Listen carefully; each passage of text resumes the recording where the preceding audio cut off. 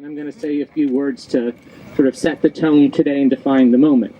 January 11th, 2015, today we enter into the 14th year of the operation of the prison camp at Guantánamo, a camp that never should have existed. Many of us have been coming to the White House every year on January 11th since 2007. And we have brought with us an unbending message to close Guantánamo, end torture and indefinite detention, provide justice for the victims and accountability for the torturers. And we bring today that same message. But we also bring today new things, even new gifts that grace our gathering this year in special ways. First of all, the gift of surprisingly mild weather. And you can thank the God of your choice or random climate patterns for this fortuitous fact. But above all, we bring a new hope that the dream of closing Guantánamo may indeed become a reality. That hope is not based in any executive order or presidential promise or speech or vague confession that America drifted from its values.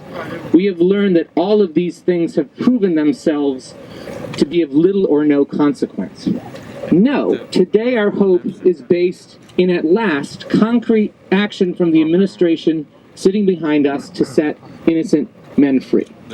This year, 28 men have left Guantánamo, repatriated or resettled, many of them in the last few weeks. Dozens more releases are promised and may come quickly. More prisoners left Guantánamo in this year than in any year since 2009 when Obama took office. So why? And why now? It's important to recognize, as I was reminded by an attorney the other day, that there's nothing in the twisted legal machinery of Guantánamo that is responsible for these releases. No judge can compel the military to let men go. Congress has passed no law saying, set them free, you didn't miss any great revelation. Rather, every release has been in essence a political act, meaning that at last the president is doing what we have long implored, asserting his political will and exercising true leadership to do what is right no matter how long overdue. And what brought the president to this point? First and foremost, the resistance of the detainees, their hunger, their eloquence, the irrepressible power of their cause, who insisted that they would not be forgotten in a dusty gulag, discarded, and buried alive. And we are humbled and awed by the resistance of the men at Guantánamo. But the pressure came also from advocates, attorneys, human rights professionals, professors, students, journalists, faith leaders, poets, artists, songwriters, marchers and pilgrims in righteous disobedience wearing orange, black, and pink. Ordinary Americans and everyday people from all over the world, people like you and you and you and me and all of us. Let us dwell for a moment on that awesome power, literally the power to help free those unjustly bound, even as we know that our power is never enough. And let us grow that power to make 2015 the great year of the Guantánamo Jubilee, when the walls of indefinite detention crumble, the wails of torture soften, when proud men unjustly bound walk free, and all the men at Guantánamo are treated like human beings. Our voices are amplified by something else quite grave. And I speak here of the U.S. Senate report on CIA interrogations that you might hear more about later today, that verifies to all but the most benighted and self-serving that the United States committed torture. We are all haunted by the shameful fact. And part of our struggle is to define what that means for this country and the world. The report should compel the prosecution of all those who designed, authorized, and carried out torture policies. Either the rule of law is universal and indivisible, or it's no rule, it is no law at all. Part of our work is to stitch together these ideas, these fractured ideas, by at least convicting the torturers in the court of common sense and exacting our own sentence of public shaming like we did at the doorstep of John Brennan and Dick Cheney yesterday. And last, the spirits of this movement have been lifted and its horizons have been expanded by the movement for racial justice rising in response to the murders of Michael Brown and Eric Garner. About 2 years ago, the anti-Guantánamo movement began seriously exploring the connections between systems of domestic incarceration and foreign military detention.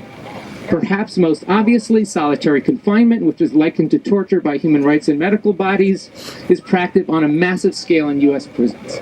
Solitary confinement is part of the regime at Guantánamo, along with a lot of other behavior modification techniques that were first developed in the domestic American prison system. In 2013, inspired by the hunger strike in Guantánamo, 30,000 inmates in California went on hunger strike to protest solitary confinement, which in turn inspired anti-Gitmo activists to engage in solidarity fasts, some of them lasting as long as 100 days.